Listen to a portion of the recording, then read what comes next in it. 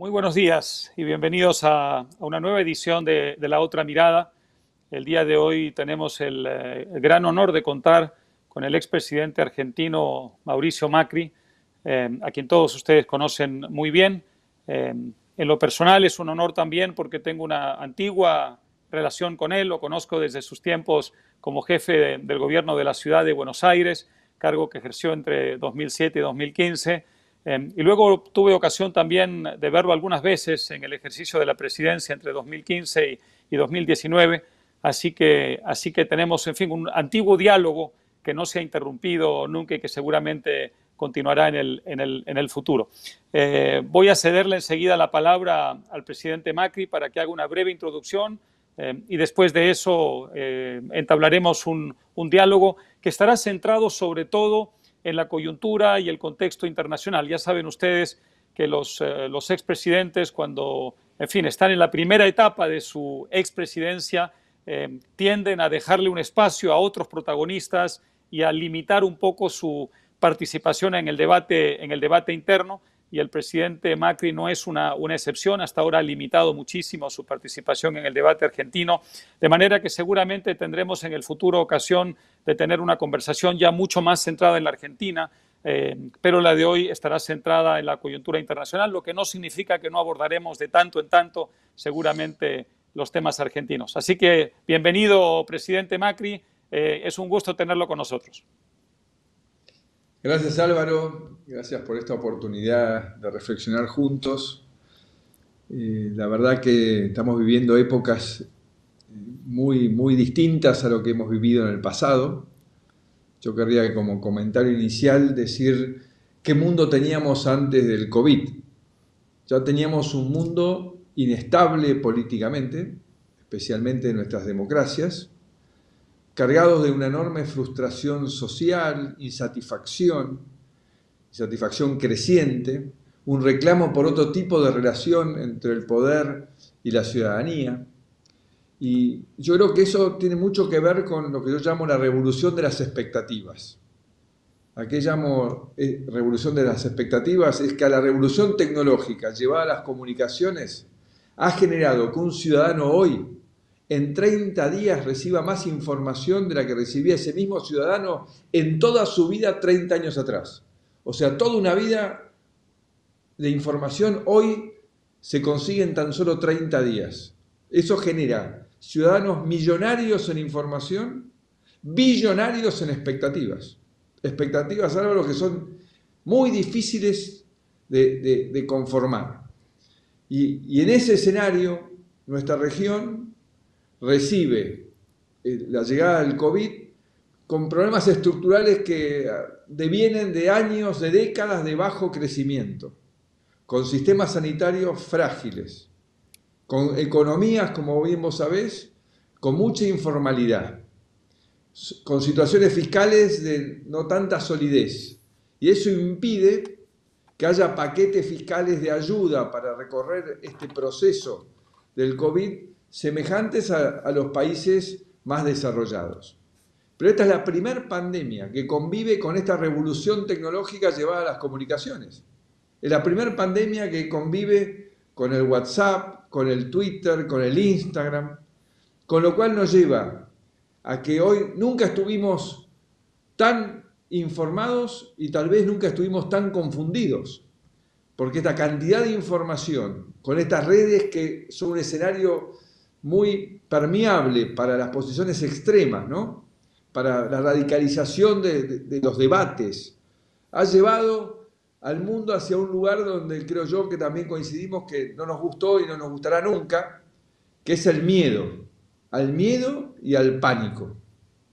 Y el miedo y el pánico te llevan a tomar urgencias, decisiones apresuradas, extremas, que generalmente terminan demostrándose como decisiones estúpidas y muy destructivas. Y esto es lo que estamos viendo en el mundo. Y ahí quiero citarte que hace poco leí un libro y lo volví a releer la semana pasada, que seguramente lo leíste, que es el de Hans Rosling, el sueco, médico, Factfulness, y él habla de todo esto, coincidiendo con lo que estamos hablando, de que no hay que dejarse llevar por el miedo, por la intuición, para tomar decisiones en momentos como estos, sino por los datos. Y el mundo sin información científica, por una carencia de liderazgo global, se lanzó a tomar medidas que después tuvo que empezar a corregir sobre la marcha. Y creo que esta ausencia de coordinación y de liderazgo global que estamos viviendo también afectó en mucho este tema. Pero eso no significa que de esto no salgamos, que salgamos de esto con menor globalización. Yo creo que tenemos que salir de esto con mayor coordinación. Entonces creo que esto que hemos vivido es algo que nos lleva a la reflexión.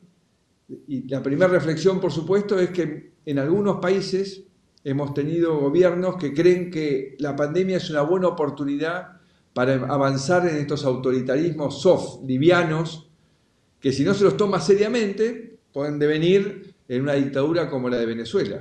Entonces hay que estar muy claros y muy firmes que no hay que confundir la pandemia como una herramienta para afectar nuestras libertades, empezando por la libertad de expresión, por la independencia de los poderes, el funcionamiento de la justicia o la propiedad privada, ¿no? Creo que hay que dejar muy claro eso y por suerte veo que las democracias sanas van a salir fortalecidas de este proceso y las que van a ser afectadas son las que tenían debilidades anteriores, pero las fuertes van a salir fortalecidas frente al populismo. Entonces creo que un poco el panorama de lo que está pasando es eso, va a tener consecuencias que seguramente hablaremos en tus preguntas en la vida posterior a la pandemia al mundo, pero esto es en principio lo que hemos venido viendo que ha sucedido en estos meses. Muy bien, bueno, hay muchísimos temas que, en fin, surgen de esta breve introducción y que me gustaría mucho retomar, presidente Macri.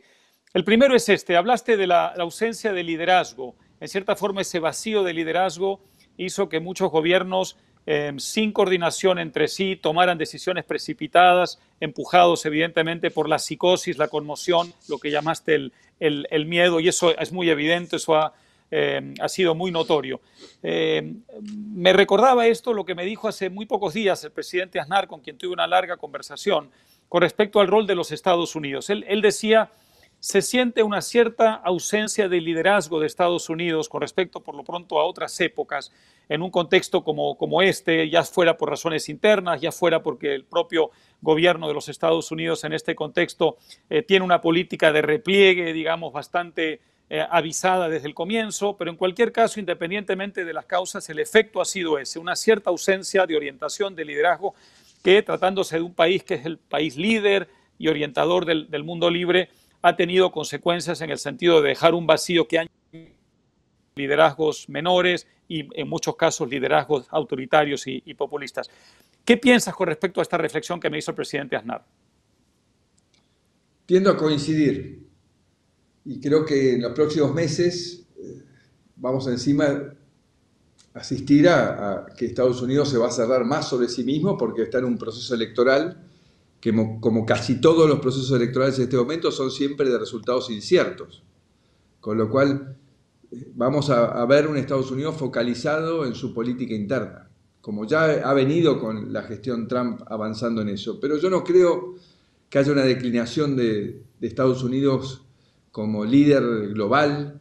Creo que Estados Unidos sigue siendo un líder importantísimo en la innovación tecnológica, científica, con una moneda fuerte, con una capacidad de pensamiento en sus universidades que marca rumbo, como algunas de sus cualidades, con lo cual que creo que el mundo necesita del rol ordenador, del rol de equilibrio que le da al funcionamiento global, y espero que eso retorne, ¿no? Yo conviví con ambos presidentes, Obama y con Trump en el G20, y claramente hubo un cambio de actitud por una demanda tal vez también interna de Estados Unidos, ¿no?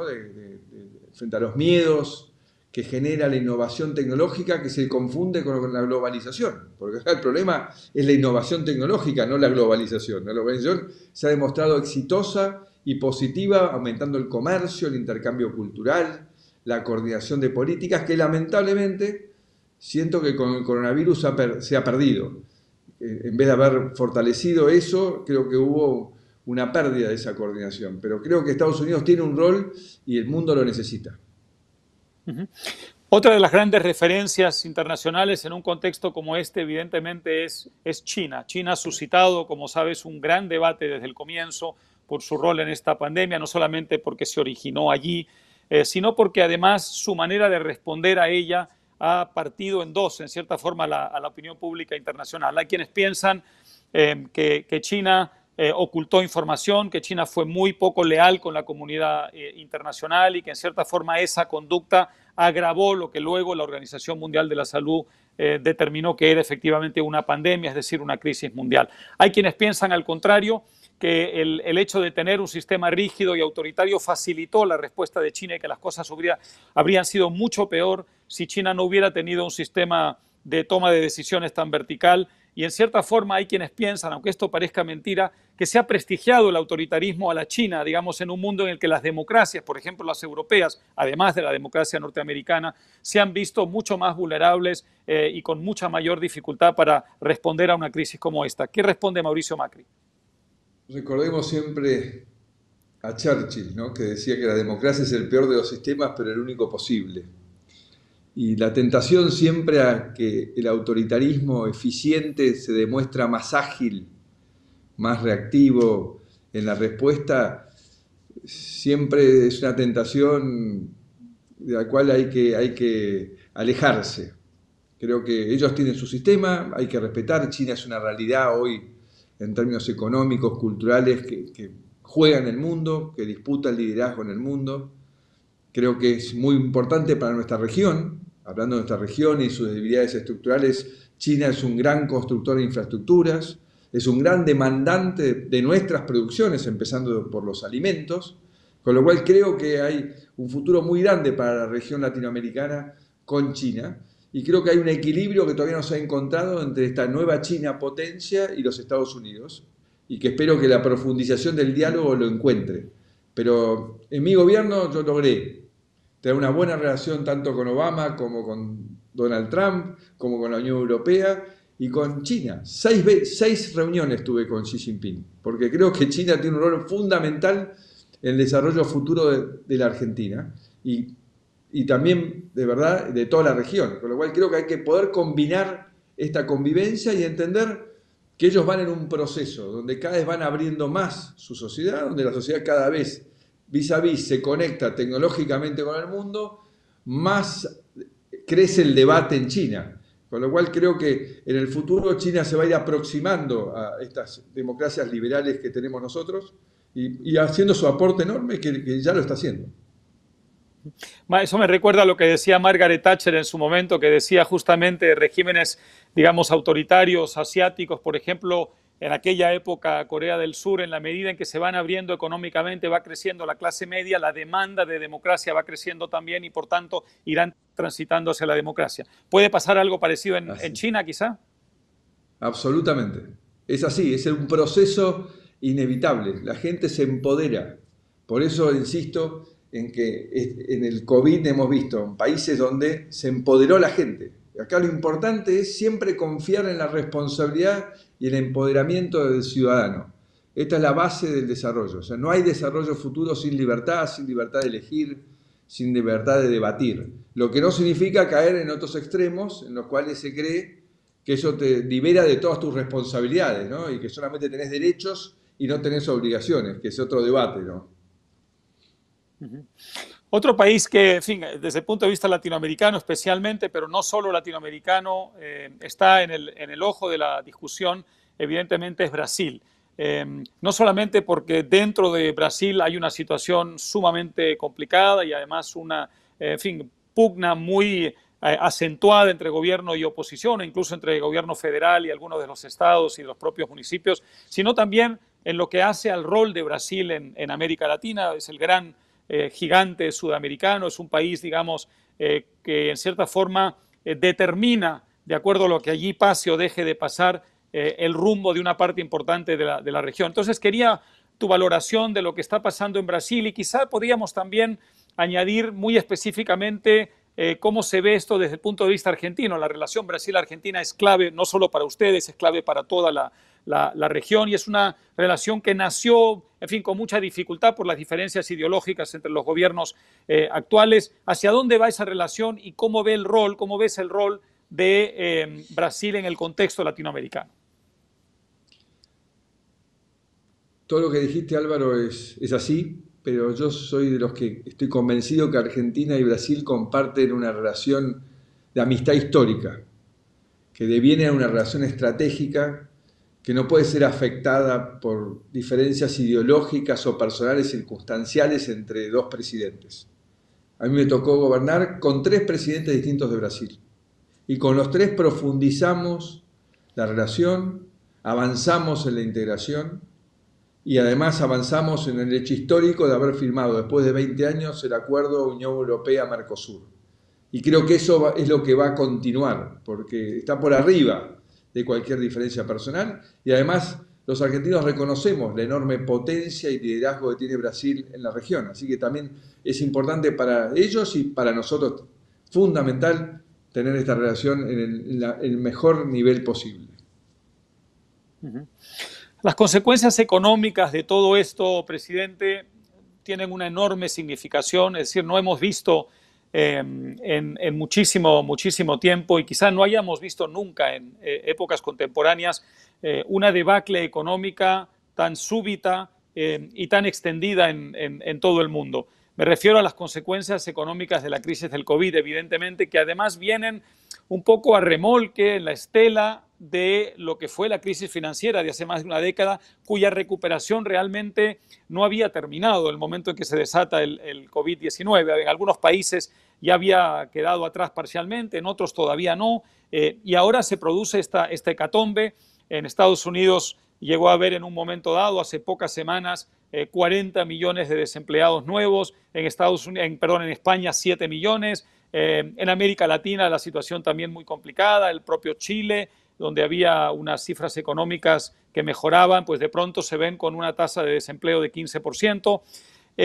¿Eres de quienes piensan que la recuperación económica va a llegar más rápido de lo que se pensaba? Hay gente que dice, sí, hay una debacle económica, pero se produjo porque tanto la oferta como la demanda se interrumpieron en la medida en que los confinamientos, en fin, físicos y económicos lo produjeron, pero que una vez que se levante todo, el fluir de las cosas va a hacer que haya una recuperación económica muy rápida. Pero hay quienes piensan lo contrario, que dicen, no, aquí hay consecuencias de más largo plazo y eso a su vez podría tener consecuencias políticas. ¿Qué piensas de la posibilidad de una recuperación económica en los próximos meses o próximos años? Hay mucho debate, Álvaro, alrededor de esto, pero si va a recuperarse como una B o como una L, yo creo que claramente van a suceder las dos cosas. En los países donde tienen estructuras fuertes, tienen un sistema capitalista que funciona, con un sistema de crédito y financiamiento, ahorro, equilibrio fiscal, va a haber una recuperación muy rápida, como es el caso de Estados Unidos, en una B.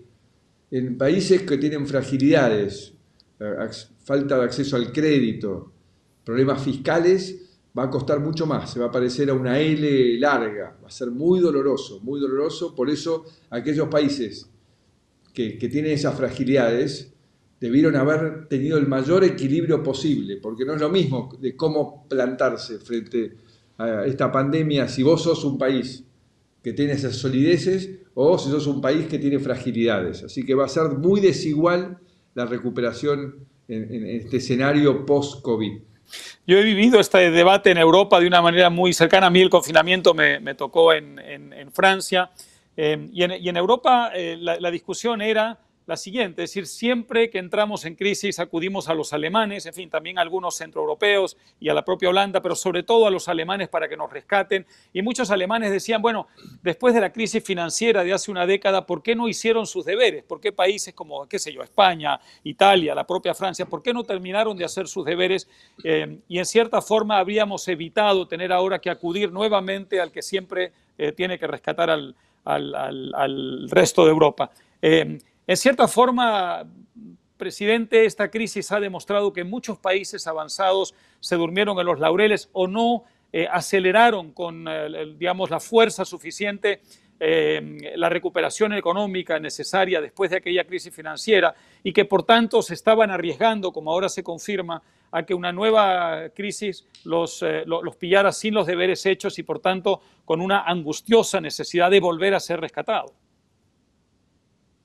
Y sí, lamentablemente en nuestra región también vemos muchas diferencias entre los países que hicieron reformas estructurales, que lograron equilibrar sus cuentas fiscales, estar más integrados con el mundo, tener sistemas de ahorro interno y financiamiento, y los que no. Y esto se va a ver ahora a la salida de esta crisis, porque obviamente en la bonanza todo se disimula un poco más, pero cuando llegan épocas de crisis como esta, aquel que tiene estructuras mucho más sólidas tiene más capacidad de recuperación. Por eso va a ser muy desigual el post-COVID, depende de cada país y cada situación económica. Y las caídas del funcionamiento de la economía van a ser realmente muy asimétricas. El presidente Duque de Colombia decía hace algunos días una cosa interesante. Decía, yo me niego a escoger, a elegir entre la salud y la economía, que es el gran debate que se ha planteado. Muchos gobiernos tomaron quizá muy precipitadamente decisiones, digamos, muy orientadas a resolver el problema de la salud sin pensar en las consecuencias económicas. Y también hay algunos que pensaron mucho en las consecuencias económicas y quizá por ello descuidaron el tema de la salud. ¿Dónde te sitúas en este debate? Y digamos, si hubieras sido presidente y hubieras tenido estos dos grandes asuntos frente a ti, imagino que se habría producido también en el presidente Macri este gran debate, ¿no? ¿Cómo habría respondido Macri a esta disyuntiva? Muy delicada porque cuando se pone en juego la muerte, de vuelta, avanza el miedo, avanza el pánico. Por eso me pareció muy interesante citar a Hans Rosling con su libro que hizo, él murió hace 2 años. No sé si sabés que él dijo que había 5 cosas que le preocupaban en el libro. Por eso lo volví a leer, porque un amigo mío me dijo, volví a leerlo porque hay una cosa que te va a sorprender. Y una de las 5 dijo la futura pandemia, que seguramente va a ser una gripe, y que como gripe va a ser muy contagiosa. Y entonces va a agarrar a este mundo con esta nueva capacidad de comunicación que está siempre impulsada hacia lo negativo, producto de la competencia por la noticia, por generar conversación de los múltiples medios de comunicación que hay, pero el mundo está más listo que nunca. Espero que toda la reflexión del libro no se mueva de la mano del pánico, de la urgencia, del miedo, por el instinto, que generalmente, insisto, se demuestra la enorme mayoría de las veces de que no es tan dramático. Recordemos como personas habitantes de este mundo cuántas veces alguien nos aborda con algo que es dramático y urgente, y 99% de las veces termina no siendo ni dramático ni urgente. Y que se maneje porque ahora lo tiene con los datos y no con el instinto y con el miedo. Iván Duque, con el cual hablé, es un amigo, él manejó Colombia con mucho equilibrio. Arrancó una cuarentena para concientizar, para equipar el sistema de salud, pero rápidamente fue retornando a la normalidad a la sociedad y afectando lo mínimo posible las libertades. Porque tiene que haber un equilibrio entre la prevención sanitaria y el equilibrio de la salud mental, física y laboral de la gente. Porque, como también dice Rosling en su libro, que pasó con el ébola y con las otras pandemias, que concentrar todos los recursos para atacar solamente una pandemia ha desatendido todas las otras patologías. Y eso enferma, no solo mentalmente por cuarentenas largas se enferma a la gente, sino porque desde el miedo abandona los sistemas de salud y abandona toda la prevención sanitaria sobre temas oncológicos, diabéticos, cardíacos, neurológicos. No sé, yo no soy médico, pero hay millones de cosas que han dejado de funcionar porque los hospitales se han quedado vacíos y las clínicas se han quedado vacías y cumplían una función de prevención. Entonces hay que tener un equilibrio en el manejo de este tipo de cosas. Eso es lo que yo creo que uno debe buscar, como todo. En la vida siempre al final del camino lo más importante es hacer las cosas con equilibrio, ¿no? Con sensatez, con sentido común. Este es el camino que deberíamos seguir y siempre cuidando las libertades.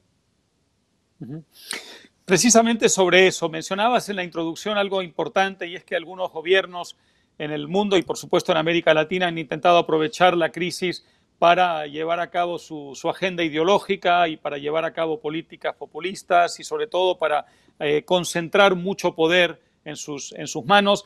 En cierta forma la tendencia ya venía de antes. Todos recordamos las manifestaciones violentas en Chile contra el modelo chileno, el modelo más exitoso de la región. Los que estábamos fuera mirábamos eso verdaderamente asombrados y muchos países vecinos pensaban ya quisiéramos tener los problemas de Chile contra los cuales están protestando ustedes. En fin, vimos en México lo que pasó en las elecciones, vimos lo que pasó en Argentina, pero al mismo tiempo también es verdad que muchos de los experimentos populistas que imperaban en América Latina están de salida. Hay muchos gobiernos que salieron, salió el gobierno de Evo Morales, hubo un cambio importantísimo en Ecuador, por supuesto, en fin, la situación de Venezuela ya es, bueno, dantesca. Entonces, la pregunta es, después del coronavirus, presidente, ¿ves al populismo fortalecerse o debilitarse en América Latina y en otras partes del mundo? Lo veo debilitarse. Veo que van a salir las democracias liberales fortalecidas post-COVID, porque de vuelta, de la mano de la revolución de las tecnologías y las comunicaciones, el ciudadano se ha empoderado. Acá lamentablemente hemos visto un gobierno que ha intentado en la pandemia avanzar sobre libertades, libertad de expresión, funcionamiento de la justicia, independencia de los poderes, la propiedad privada, pero lo que ha generado es una reacción monolítica, activa, fuerte de la sociedad, que se ha movilizado a expresarse en contra de estos abusos o avances. Y lo mismo, por suerte, por parte de la oposición, que se ha manifestado más unida. Aquello que fundamos con la doctora Carrió y el doctor Sanz hace 5 años, hoy está más consolidado que nunca en el compromiso de la defensa de estas libertades, de la inserción de la Argentina en el mundo. Todos los ciudadanos quieren ser parte del mundo, todos quieren estar conectados, recibir flujo de información, de investigación, intercambiar, viajar. Yo creo que pasado el COVID el turismo se va a retomar, la gente no va a seguir teniendo miedo de volver a viajar y a conectarse y a conocer. Este es el mundo que estamos viviendo y que vamos a seguir viviendo. Lo que va a avanzar es el comercio electrónico que ha pegado un salto, el home office, el no viajar tanto a nivel laboral y resolverlo por estas vías, algo el homeschooling, pero los chicos tienen que seguir yendo a los colegios y socializarse y compartir, pero hay cosas que van a cambiar, otras que no van a cambiar, porque el ser humano quiere relacionarse, quiere estar en contacto, quiere pertenecer, quiere conocer, quiere sentir olfatear los lugares, quiere todo, quiere ser parte de una cosa interactiva de intercambio. Así que, y creo que eso va de la mano de la libertad y va en contra de estos tipos de autoritarismos que quieren intentar imponer una única visión de las cosas, cuando la verdad que lo lindo es poder debatir en qué tipo de sociedad queremos vivir y poder elegir, siempre poder elegir. Ha sido muy interesante eso que mencionabas desde la perspectiva de los que estamos fuera de Argentina, pero seguimos Argentina con mucho, en fin, cariño y mucha atención y siempre preocupación, comprobar que efectivamente, es decir, hubo una reacción de la gente muy espontánea, que no fue, digamos, motorizada ni movilizada por líderes políticos y dirigentes políticos, ni siquiera partidos, sino una respuesta de la gente, la ciudadanía, que como has dicho se siente empoderada hoy en día y que cuando percibe que hay peligros para sus libertades o que empiezan las expropiaciones, inmediatamente hay como un resorte democrático antipopulista que se expresa, ¿no? Y ocurrió recientemente en Argentina, ha ocurrido en otros países de América Latina y quizá ahí hay, presidente, esperanza, ¿no?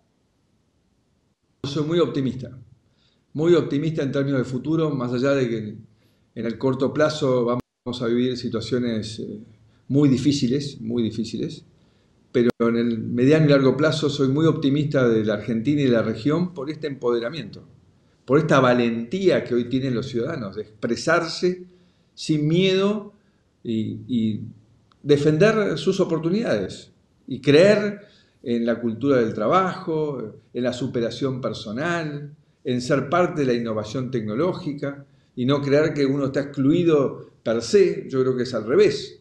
La innovación tecnológica le ha dado oportunidades a regiones como la nuestra, que acumulan muchísimo menos capital que antes no teníamos, porque para ser grandes productores de materias primas o de siderurgia, por ejemplo, hay que hacer inversiones millonarias y para eso hay que tener capital.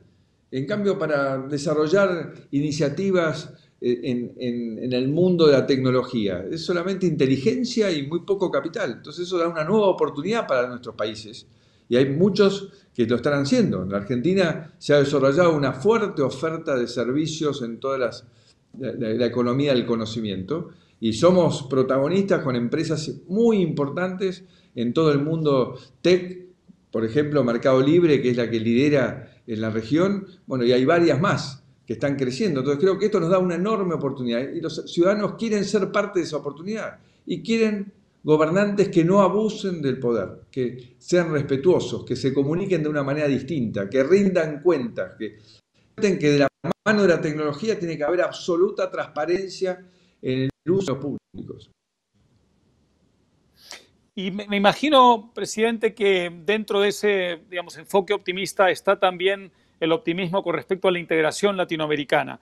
Lo digo porque evidentemente el cierre de fronteras, la incomunicación en la que hemos vivido casi todos los países en estos meses ha, en fin, por lo menos desacelerado el proceso de integración en todas partes del mundo y por supuesto en América Latina. Y es una lástima porque había iniciativas tan importantes como la Alianza del Pacífico en su momento, incluso desde el propio Mercosur, la iniciativa, digamos, de algunos países de dinamizar a un Mercosur que se había dormido durante mucho tiempo, ampliar sus relaciones con el resto del mundo.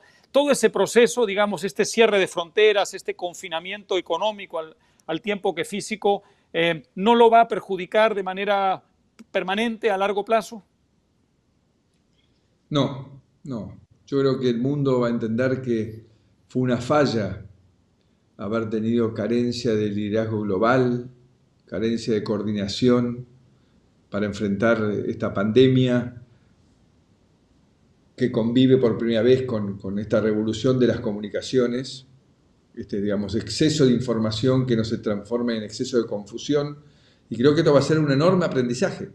Y creo que todos vamos a reconocer que la ausencia de coordinación fue una pérdida de oportunidad. Si hubiésemos coordinado esto dentro del Mercosur, con la Alianza del Pacífico, en el G20, en el G7, estoy seguro que todos hubiésemos tenido un comportamiento global mucho más coherente y no tantas asimetrías y reacciones sobre reacciones, vueltas atrás, mensajes confusos. Hasta la OMS decía una cosa una semana, otra cosa la semana siguiente. Entonces creo que eso hizo algo que es gravísimo, que es perder credibilidad. Porque cuando uno actúa desde el miedo y la urgencia y la improvisación, después pierde credibilidad. Y empieza como el cuento del lobo, ¿no? Y necesito un poco más, y ahora necesito tal cosa. Y ya empieza el ciudadano a descreer de todo lo que le están diciendo. Y además hoy, de vuelta, el ciudadano accede a toda la información, puede googlear toda la información. Empieza a ver que hay contradicciones, y eso ha sido muy malo. Esto ha sido muy malo y va a ser un enorme aprendizaje para crisis futuras, para que las encaremos de otra manera distinta. Sí, justamente hace algunos días el secretario general de la OEA, Luis Almagro, me comentaba eso, decía lo lógico, lo razonable hubiera sido tener, digamos, a la Organización Mundial de la Salud, a la OMS, como el gran referente en esta situación, pero dado lo que estaba pasando, las tremendas contradicciones que habían en la información que recibíamos, felizmente teníamos la Organización Panamericana de la Salud, es decir, el organismo hemisférico, en el que podíamos recostarnos más para obtener información que necesitábamos y orientación que necesitábamos en ese momento. Esto desde luego es bueno, pero también es malo. También significa, presidente, que en esta situación incluso los organismos internacionales que tenían la responsabilidad de guiarnos un poco cometieron errores muy importantes y no nos dieron la orientación que debían habernos dado, por lo menos en un primer momento, ¿no? Así es, y esto va a lo que hablamos hace un instante. actuar desde la urgencia, desde el pánico, desde la intuición, sin datos científicos, te hace después perder la credibilidad. Y ahí duda todo el mundo de qué es lo que está pasando, y encima, en esta globalización, no se tiene en cuenta que hay unos que están en el invierno y otros están en el verano. Y por más que la gripe no esté directamente relacionada al frío, pero la realidad es que todos los años tenemos más casos de gripe y de neumonía en invierno que en verano. Entonces esa asimetría y una confusión de información generó que se sigan tomando decisiones apresuradas, sin información científica que las avale, y generando el cuento del lobo, ¿no? Que después hace que los gobiernos pierdan autoridad a la hora de demandar a la gente colaboración, ¿no? Entonces creo que esto va a ser un enorme aprendizaje, e insisto con este libro, porque es como si él hubiese visto el futuro. Él habló de que en Nacalá, una pequeña población de Mozambique, donde él fue a trabajar hace unos años, cuando él llega se moría gente todos los días y no sabían cuál era la peste por la cual se morían. Entonces el intendente de Nacalá le dijo al doctor, le dijo, bueno, voy a cerrar el pueblo, ¿qué le parece bien? Y dijo, haga lo que tenga que hacer. Y el señor cerró el pueblo y cerró el transporte público. ¿Y qué pasó? La gente que vivía del día a día de su producción necesitaba llevar los productos a un mercado que estaba en el pueblo al lado. Entonces las mujeres le contrataron a los pescadores, ya que no andaba el bus, por barco. Entonces subieron los chicos, las madres con sus hijos, para llevar su mercadería a venderlo al mercado. Y los pescadores cargaron de más los botes y se murieron, no dice cuántos, pero decenas de mujeres y chicos ahogados. Y él decía que hasta el día de la fecha, él cada noche se iba a dormir pensando en que él mató a esas mujeres y esos chicos por haber tomado una decisión basada en el miedo, sin razonar qué venía después, qué afectaba en el equilibrio del funcionamiento de la vida de la gente. Por eso en este caso, lamentablemente, él lo pronosticó, lo alertó, le pidió al mundo que no actúe desde ese lugar, y lamentablemente en muchas partes del mundo se actuó así. Y las consecuencias van a ser duras, muy duras, porque la verdad que haber, por ejemplo, desmantelado el sistema de salud en muchos lugares del mundo y que no funcione durante varios meses, hemos incubado problemas que vamos a ver en los próximos 2 años, ¿no? Aumento enorme en víctimas por problemas, en muertos por temas cardiológicos, que no hubiesen sucedido si hubiesen continuado sus tratamientos. Entonces creo que esto va a ser una experiencia muy dolorosa, muy costosa, pero de la cual vamos a salir fortalecidos y aprendiendo a cómo lidiar en el futuro con otros casos como este. Vamos a entrar ya a la etapa final de la conversación con 2 o 3 preguntas últimas, presidente. No quiero olvidarme de nuestras dictaduras. Hay que recordar que en América Latina quedan unas pocas, no son muchas, pero algunas quedan, y hay gente que está sufriendo terriblemente bajo esos regímenes. Una de ellas es Venezuela. Durante tu gobierno fuiste muy explícito con respecto a la defensa de la democracia en Venezuela, la urgencia de recuperar la democracia en ese gran país. Eso no ha ocurrido, esa dictadura continúa en pie a pesar de todos los esfuerzos de la comunidad internacional y, por supuesto, los esfuerzos internos de la gente, de la, digamos, movilización interna y la resistencia interna contra esa dictadura. ¿Qué hace falta para que Maduro se vaya del poder? ¿Por qué es tan difícil para el mundo y para los propios venezolanos deshacerse de esa tiranía, Mauricio? Hay veces en la vida que a vos no te gusta tener razón, ¿no? Te pasa pocas veces, pero yo dije hace muchos años, cuando todavía estaba Chávez, que esto era una dictadura y que no iba a ser fácil de resolver. Y el tiempo lamentablemente me ha dado la razón. Así que mi solidaridad con los queridos venezolanos, que muchos han venido a la Argentina. Y esto primero refuerza la importancia de tener una sociedad activa, valiente, unida, que reaccione ante los primeros intentos de reducir nuestras libertades. Porque esto no pasa, Venezuela no llegó a donde llegó de un día para el otro. Fue porque fue cediendo, pensando de que no era importante esto o aquello, y que se podía convivir con esta libertad menos. No se puede convivir con ningún intento de afectar nuestras libertades. Entonces esa es la primera reflexión. La segunda es que tenemos que seguir manteniendo la presión hasta que de dentro de Venezuela surja una fuerza, de dentro del ejército venezolano, que es el sostén de esta dictadura, surja una decisión de terminar con este proceso de destrucción, de generación de pobreza, de persecución que vive Venezuela, y para eso tenemos que estar unidos y manteniendo la presión muy alta, cosa que lamentablemente en este momento mi país, Argentina, no está haciendo, porque permanentemente se retira de las posiciones de aumentar el nivel de sanciones a Venezuela y de reclamos a Venezuela. Eso me duele mucho, pero bueno, esta es la realidad con la cual estamos conviviendo hoy a partir del nuevo gobierno. Sin duda. Y me imagino que te duele mucho también, presidente, la diáspora venezolana. El otro día un funcionario alto de ACNUR compartía con nosotros la información de que ya suman prácticamente 5 millones los venezolanos que han tenido que salir de su país y por supuesto muchos están en Colombia, en Argentina, en Perú, en Chile, en Ecuador. Un drama humano terrible por un lado y por el otro también preocupante que, en fin, felizmente no son mayoritarias, pero algunas reacciones xenófobas en algunos de nuestros países de gente que quisiera expulsar a los venezolanos o que los sienten como intrusos y como invasores. Me imagino que todo esto te suscita alguna reflexión.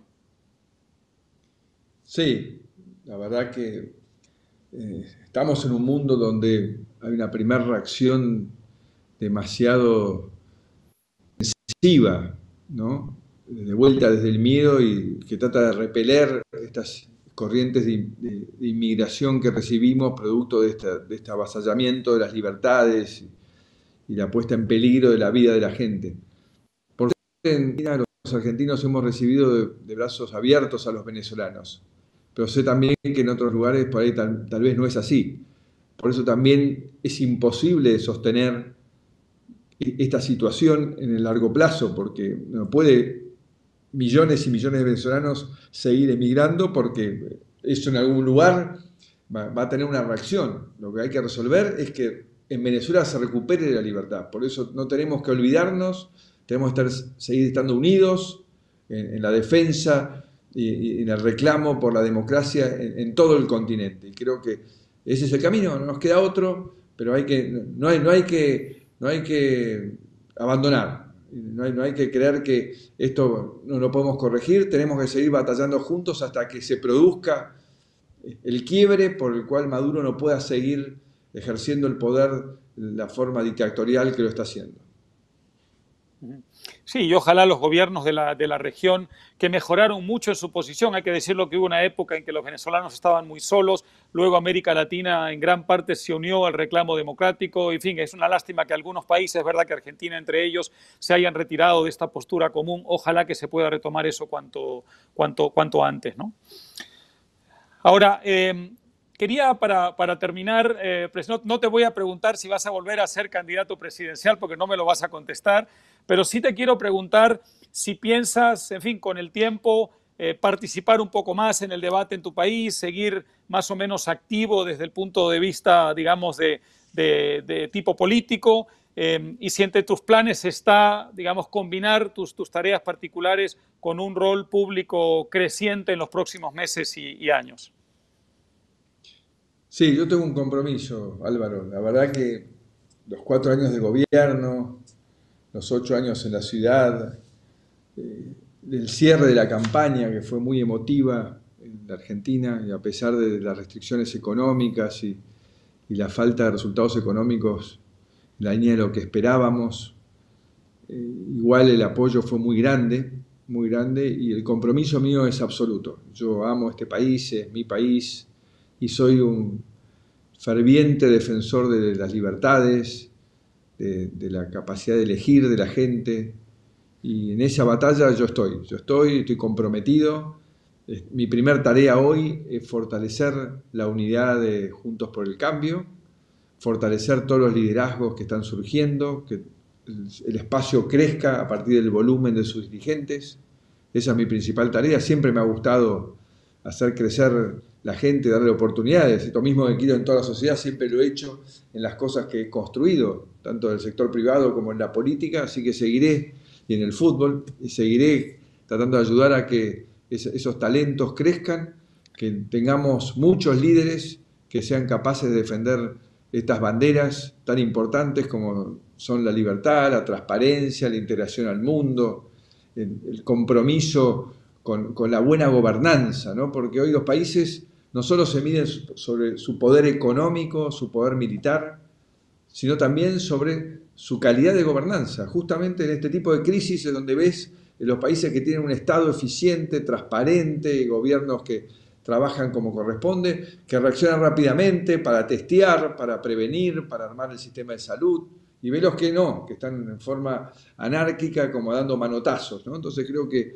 en ese camino la Argentina avanzó mucho en los 4 años de nuestro gobierno, en términos de transparencia y calidad de gobernanza, pero tiene que todavía llegar a muchísimo más lejos y no perder lo que ya hemos hecho. Así que en ese compromiso estoy más que nunca y más cerca que nunca a los argentinos, por más que, como vos dijiste en la introducción, estoy tratando de darle un espacio al gobierno que fue elegido finalmente por el 48% de los argentinos para que pongan en juego lo que ellos piensan, sus propuestas, sus soluciones, solamente intentando levantar la mano y decir cuidado, no avancen sobre nuestras libertades, ¿no? Hagan las cosas dentro de lo que es el marco institucional que nos hemos puesto, que lamentablemente no lo están haciendo, ¿no? Porque ya haber destruido una herramienta que habíamos recuperado porque se había perdido, que es el presupuesto, ya es afectar fuertemente el funcionamiento de la democracia, porque el presupuesto es el lugar donde uno se compromete a cómo va a utilizar los dineros públicos. Hoy la Argentina de vuelta hoy no tiene presupuesto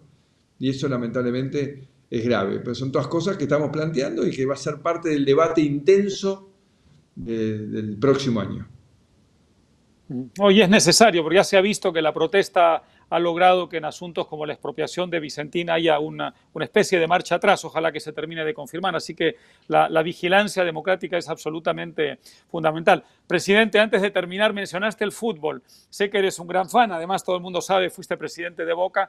2 preguntas en una. Me imagino que echaste de menos el fútbol en estos meses muchísimo. Y segundo, leí por ahí que a lo mejor ibas a tener una función importante en relación con FIFA a partir de la fundación de FIFA. ¿Es cierto o es un rumor infundado? No, es cierto, es cierto. Fui convocado por el presidente Infantino para ejercer la presidencia ejecutiva de la Fundación FIFA. Él tiene la vocación de que ligar al fútbol con la educación, y son 2 pasiones que para mí se me combinan, porque siempre he sido no solo un fanático de fútbol, sino también un fanático de mejorar la calidad de la educación, el acceso a las nuevas tecnologías por parte de los alumnos y los docentes, porque si no logramos, como diría Inena Arati, los sabios ahora tienen que correr. Antes eran los de barba blanca y que sabían todo porque eran grandes, y ahora vemos abuelos corriendo detrás de los nietos para que le expliquen cómo no quedar excluidos del mundo por no saber cómo manejar las tecnologías. Entonces también necesitamos que los docentes aprendan las nuevas tecnologías para poder enseñarles a los chicos y que todos sean parte de este mundo digital. Así que estoy muy entusiasmado con esa iniciativa que se congeló por la pandemia, pero vamos a estar atentos, activos, trabajando con las escuelas de todo el mundo para tratar que todos los chicos tengan las mismas oportunidades, y también, por supuesto, estamos todos contentos que al menos en Europa está volviendo el fútbol y esperamos que vuelva lo antes posible en nuestros países. Cómo no. Bueno, te agradezco muchísimo, presidente, la oportunidad. Entiendo que es la primera vez desde que dejaste la presidencia que das una entrevista, en fin, extensa sobre todos los temas internacionales y algunos nacionales también. Así que te agradezco mucho la deferencia y espero que volvamos a tener una ocasión próxima para seguir discutiendo y debatiendo. Muchísimas gracias por todo. Gracias, Álvaro, y como reflexión final, decirles que esta experiencia nos está demostrando una vez más que cada vez sirve de menos las experiencias del pasado para resolver los problemas de la actualidad. Nos pasa con la lucha contra el cambio climático, nos pasa con cómo entender cómo va a funcionar todos los cambios en la edición genética en la cual vamos a ir, cómo impacta en nuestras vidas la inteligencia artificial. Son todas respuestas que no las encontramos en el pasado. O sea, sin renegar de que es importante conocer nuestro pasado y tratar de no repetir los mismos errores en el futuro, pero hay que entender que hoy el futuro nos desafía a que nuestras decisiones estén tomadas sobre conocimientos del pasado, pero también tratando de adivinar o conocer lo que va a pasar en el futuro, si no nos vamos a equivocar. Así que espero que todos entendamos que ese es el desafío que tenemos por delante, pararnos frente a cosas que están sucediendo, que no tienen reflejo en nuestro pasado, pero que son parte de nuestra realidad y que son un enorme, enorme desafío. Muy bien, bueno, gracias y hasta pronto. Hasta pronto.